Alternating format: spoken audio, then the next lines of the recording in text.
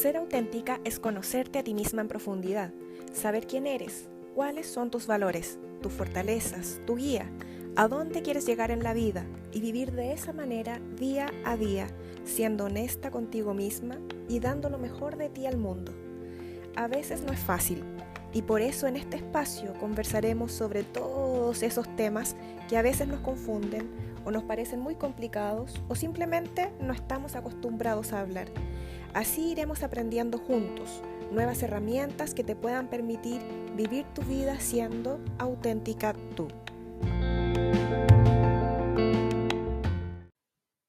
Hola, ¿cómo están todos ustedes? Espero como siempre que al momento de escuchar esta grabación se encuentren bien, que estén bien sus familias y que podamos estar con la mejor disposición para que reflexionemos un rato, ¿sí? Lo interesante de este formato es que justamente puedes escucharme mientras estás haciendo tus cosas, mientras te estás duchando, mientras vas manejando hacia algún lugar, etcétera, para que, pasemos este rato lo más amena posible, que sea una conversación interna que te genere esta reflexión que hoy día te traigo y que también te sirva, que te aporte, ¿sí? Entonces, hoy día en particular quiero que reflexionemos sobre un tema que me ha parecido súper importante, súper interesante, porque mucha gente alrededor mío está pasando por hacerse ciertos cuestionamientos y por entender esto de qué bueno y qué sanador es muchas veces hacerse las preguntas correctas, ¿no? Y en ese entendido es que hoy el tema para reflexión es súper importante, que tiene que ver con el peso social, el qué dirán, cuánto nos afecta, cuánto nos importa en nuestro día a día este peso social, cómo sentimos este peso social, de qué manera el peso social y el qué dirán ha dirigido nuestra vida grandemente quizá hasta hoy día. Y cómo podemos entonces darnos cuenta de esa situación y poder encauzar nuestra vida y nuestras decisiones hacia más bien no poner el foco en lo que otros dirán o en lo que otros esperan, sino que en lo que yo misma quiero para mi propia vida. Entonces, en el fondo, es importante que te hagas preguntas como, bueno, ¿qué espera la sociedad de ti? ¿Qué es lo que la sociedad ha esperado de ti desde siempre, en el fondo, en tu vida?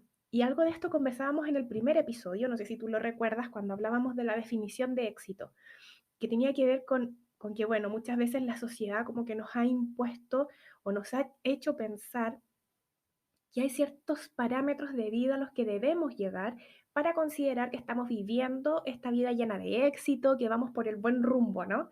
Entonces se espera que a cierta edad hayamos terminado el colegio, que entremos a la universidad, que nos casemos, que tengamos viajes, un buen trabajo, la independencia entendida como tener una casa, tener un auto, etcétera, formar familia. Y es pareciera como que está tan marcado, ¿no? Que todos sabemos que existen incluso como edades para eso. Es como a los 30 años, ojalá ya estés casada y seas madre de al menos un hijo. Que a los 25 años, ojalá ya estés titulada y entrando al mercado laboral.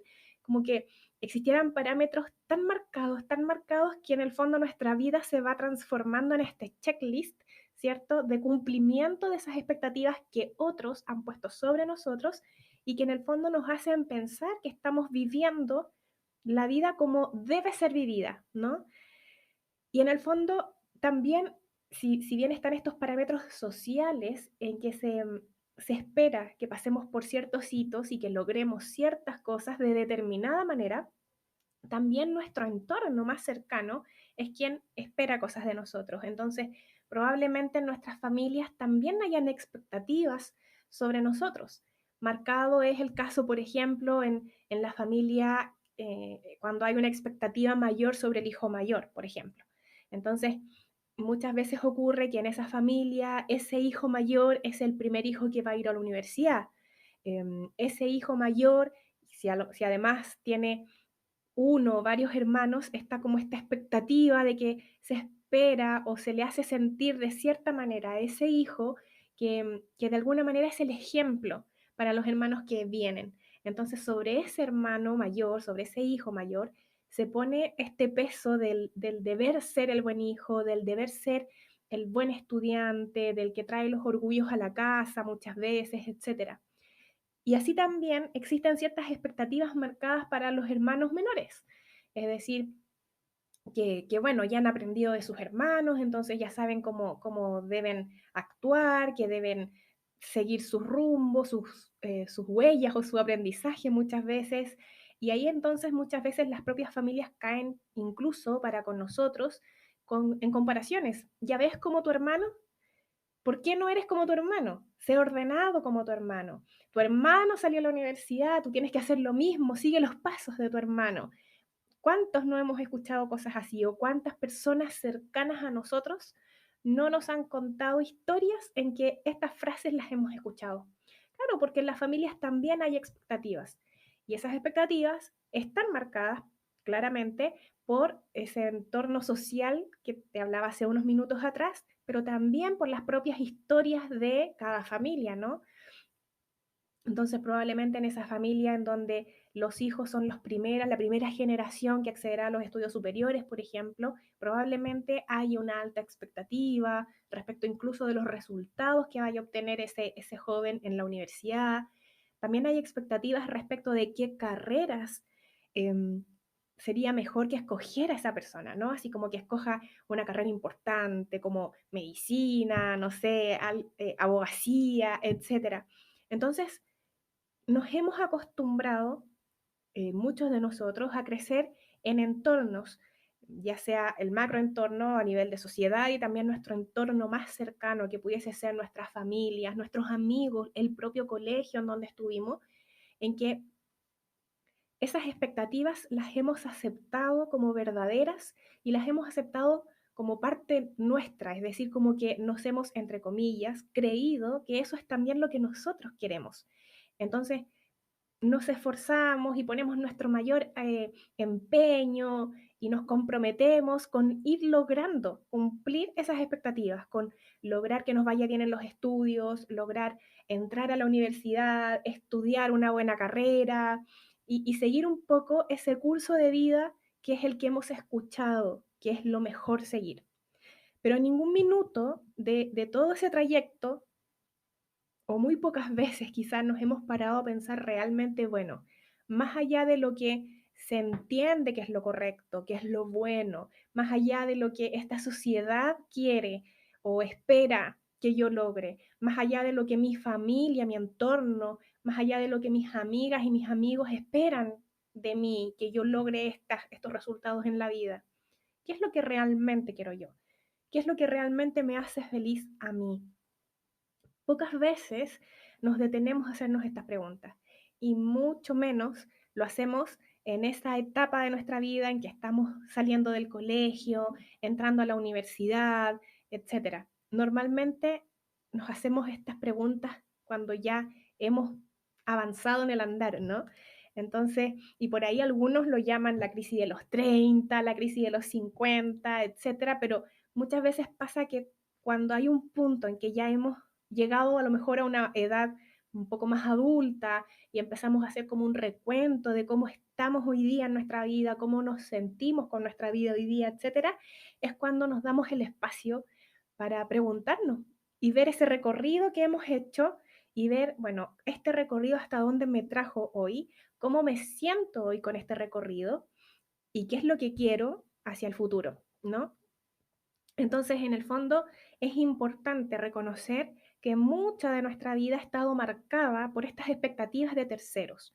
Y entonces también cabe la pregunta, ¿no? Válida, ¿cómo me ha afectado a mí?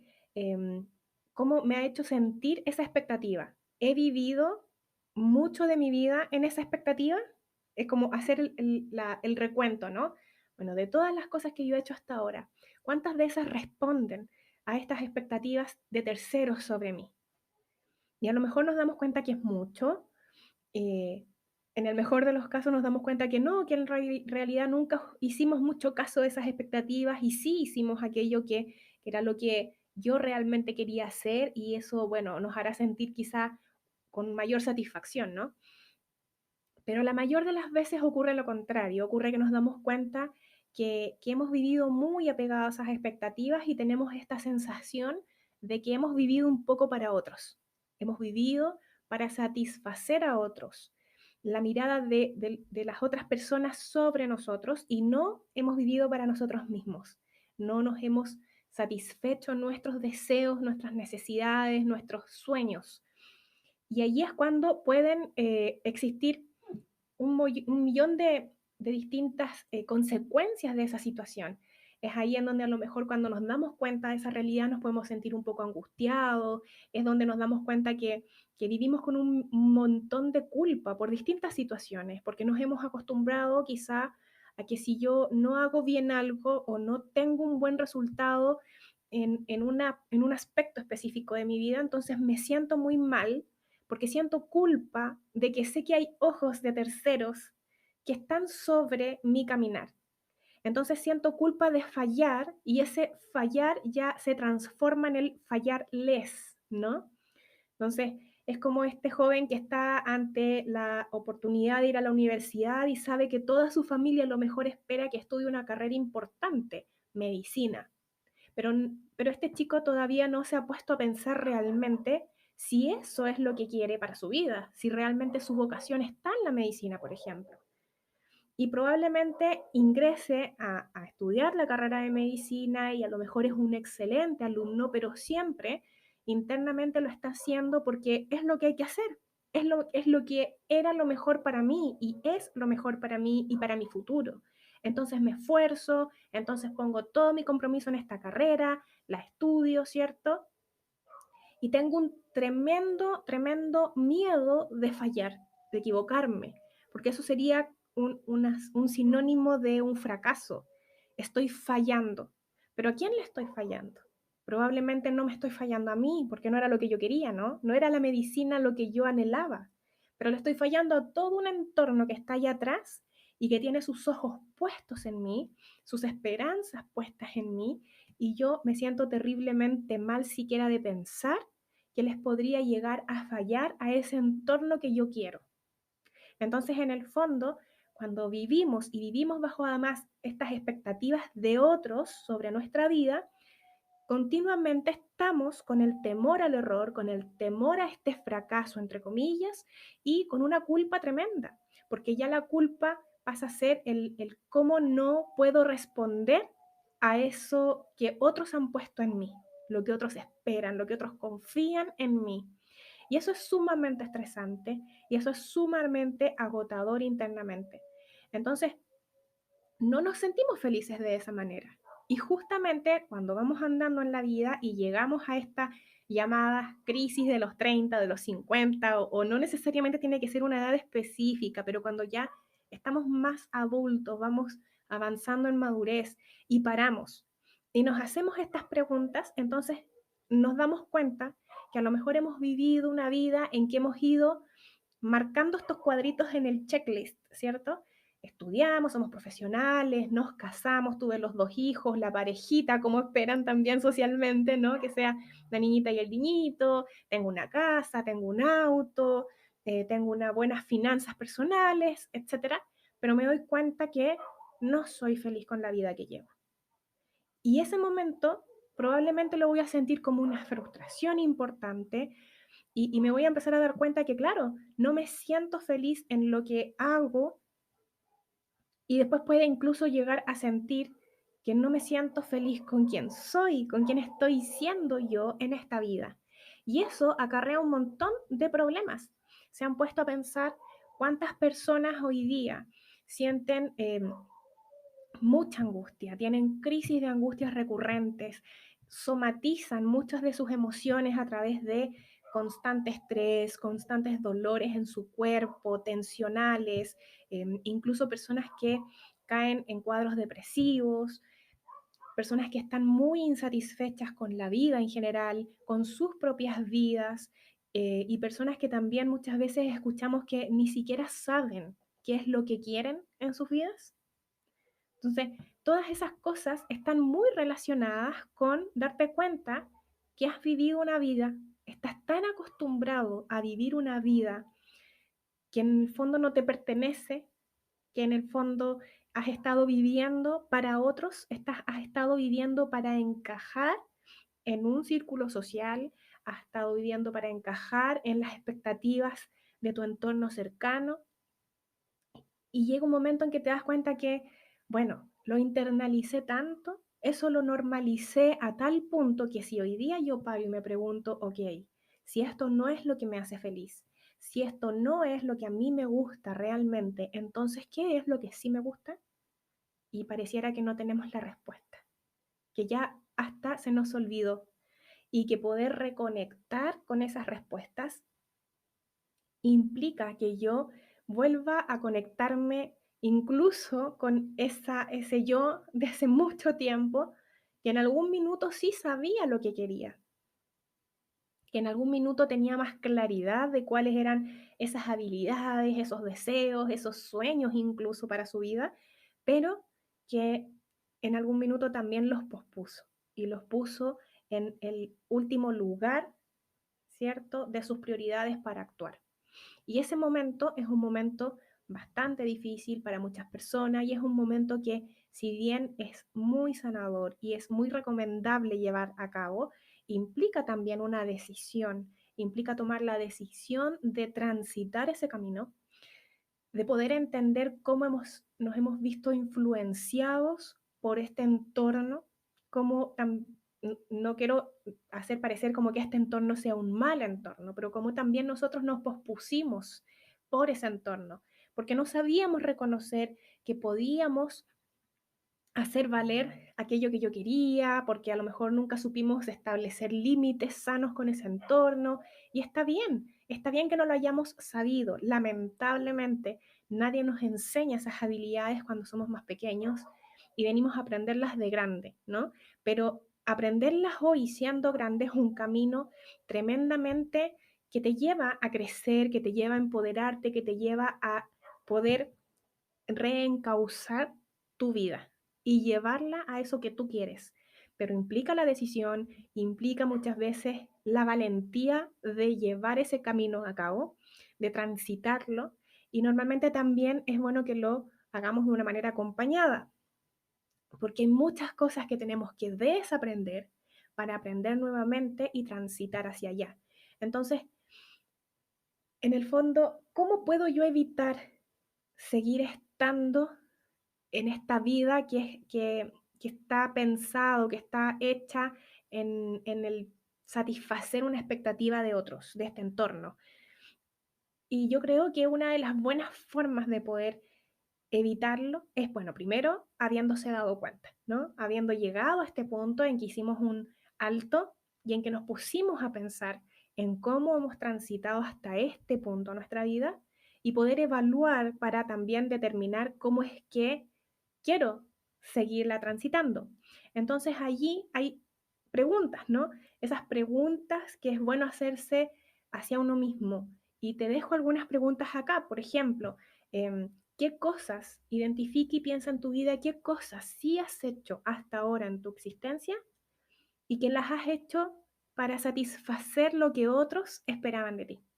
Para satisfacer eso que la sociedad esperaba de ti, lo que tus amigos esperaban de ti, tu familia, etcétera. Trata de pensar en esas cosas. Te aseguro que vas a encontrar más de alguna.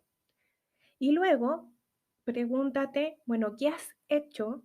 ¿Qué acciones has tomado y qué decisiones has tomado en tu vida que sí tú puedas decir hoy, eso lo hice por mí, eso lo hice porque era lo que yo realmente quería? Y también identifícalas. Si puedes ir anotando tus respuestas, tanto mejor, porque después es mucho más claro que lo puedas visualizar. Y después de eso pregúntate, bueno, ¿y de aquí en más? ¿Qué es lo que a mí me gustaría hacer por mí? No pensando en lo que el entorno, la sociedad considera que es bueno hacer o no, o lo que esperan de ti, o lo que se espera de todas las personas a cierta edad. No, tratando, si no hubiera nada más que tú observes, más que tú mismo, pregúntate, ¿qué cosas me gustaría entonces hacer solo por mí? Hay un libro que yo siempre recomiendo mucho porque es un libro que a mí me sirvió mucho y a muchas personas les ha ayudado a identificar y hacerse preguntas muy importantes internamente, y es un libro de Michelle Poller. Si la pueden seguir en redes sociales, los invito a que la sigan. Su libro se llama Hello Fears, y una de las preguntas que ella plantea es, bueno, ¿qué es eso que tú harías si nadie te viera? ¿Qué harías tú porque te gusta, porque te hace feliz, porque te mueve, si no hubiera nadie observándote? Pregúntate eso, porque probablemente eso que tú hicieras sin que nadie te vea, eso que te haría feliz, eh, sin que nadie lo supiera y tú dijeras, sí, voy a hacer esto simplemente porque me hace feliz, porque me hace vibrar, porque me llena, porque disfruto más que nada haciendo esto. ¿Qué sería? Qué importante pregunta, ¿no? Entonces, bueno, te planteo estas preguntas y te las dejo allí para que tú las puedas trabajar. Como te decía, ojalá anótalas para que después las puedas observar, porque para poder transitar este camino de hacer de tu vida eso que tú sí quieres, y para hacer de tu vida una vida que responda a lo que tú esperas lograr, a eso que a ti te va a llenar y que no está pensado en llenar las expectativas de otros, es necesario partir con preguntas. Y siempre es importante partir con hacerme las preguntas correctas. No para que me lleven a una respuesta correcta, para que me lleven a una respuesta real, a eso que yo realmente estoy sintiendo, ¿sí? Si hay alguien con quien tienes que ser honesto en estas respuestas, es contigo mismo. Quizás sea bueno que te tomes un espacio tranquilo, en solitario, y puedas trabajar en estas preguntas y las puedas anotar. Y después de eso, entonces puedes, si es tu decisión, comenzar a trabajar y a avanzar en ver cómo encauzo esta información que ya tengo, cómo la llevo a poder plantear mi vida de aquí en más y que se dirija hacia allí, ¿cierto? Entonces, de esa manera, cuando tú seas capaz de decir, esto es lo que yo quiero, estoy trabajando para esto y ya no voy a responder a lo que otros esperan, sino lo que yo decidí conscientemente que es lo que quiero para mi vida, entonces es cuando tú puedes ser auténtica o auténtico, porque ya no estás forzándote a ser alguien que no eres realmente, a no mostrar esa autenticidad, esa verdad que hay en ti que dice, bueno, yo voy a hacer esto de mi vida, no porque alguien espere que yo lo haga, sino porque es lo que yo quiero hacer, es porque yo deseo hacer esto de mi vida. Y aquí te llevo a un término también muy importante que plantea la autora Brené Brown en alguno de sus libros y que tiene que ver con la diferencia entre pertenecer y encajar. Recuerda que cuando tú perteneces a un grupo, a un círculo social, etcétera, no es lo mismo que encajar en ese grupo, en ese círculo social, y a veces incluso en una familia determinada, en una forma de vinculación que existe, o la forma de, de actuar o de vivir que tiene una familia, ¿sí? Entonces es muy importante que tú entiendas la diferencia. Cuando yo pertenezco a un grupo, a un círculo social, a una comunidad, etcétera, es porque yo soy parte de ese grupo, soy parte de ese círculo, soy parte de esa comunidad, siendo yo misma. Cuando yo puedo ser honesta, mostrarme auténtica, cuando no están poniendo ningún tipo de presión sobre mí, ningún tipo de carga ni de expectativas sobre mí, y yo puedo actuar libremente y ser parte de ese entorno, es porque yo pertenezco allí. Pero si yo encajo, es como cuando tú piensas en las piezas de un Lego, ¿no? Una pieza encaja sobre otra y se va construyendo una figura. Pero ese encajar requiere que tú hagas el acto, ¿cierto?, de hacer que las piezas calcen. Es decir, no es un acto natural, hay algo forzoso en ese acto, ¿sí? Entonces, cuando yo encajo en un grupo, en una sociedad, en alguna comunidad, etcétera, es porque yo estoy forzando algo de mí para adaptarla al estilo de ese grupo, a las formas de actuar y de relacionarse de ese grupo, para que así ellos me consideren parte. Entonces, cuando yo tengo que dejar de hacer algo que yo haría simplemente porque es lo que a mí me gusta hacer, porque es lo que yo quiero realmente hacer con mi vida, porque es lo que yo deseo, genuinamente realizar y estoy cambiando eso, me estoy forzando a tomar otra decisión u otra actitud u otro camino con la intención de sentir que estoy dentro de este grupo y que este grupo me acepte como tal, entonces estoy encajando. Busca siempre estar con aquellos donde tú pertenezcas y no donde tengas que encajar. Porque cuando tú encajas, estás dejando de lado toda tu autenticidad. Estás forzándola a cambiar para hacer lo que ese grupo espera de ti. Qué importante, ¿no? ¿Te animas entonces a cuestionarte? Espero que esta reflexión de hoy día te sirva, te ayude y te invito a que te hagas estas preguntas. A veces las preguntas son no incómodas, pero nos toman un tiempo masticarlas, trabajarlas y llegar a una respuesta. Pero te aseguro que todo camino de crecimiento y de transformación requiere de preguntas. Estas son las preguntas importantes, estas son las preguntas transformadoras en tu vida.